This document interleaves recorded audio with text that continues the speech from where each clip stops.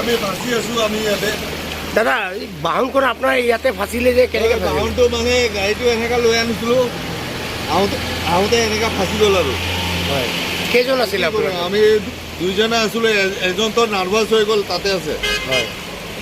এতিয়া মই গাড়ীটো চাব লগা আছে আৰু চাই আছোঁ আৰু কালভাৰ্টটো আছে বুলি কিনে বাচি গৈছে ন অঁ কালভাৰটো বাচি গৈছোঁ নহ'লেতো গাড়ীটো লৈ যায় মোক ডাইৰেক্ট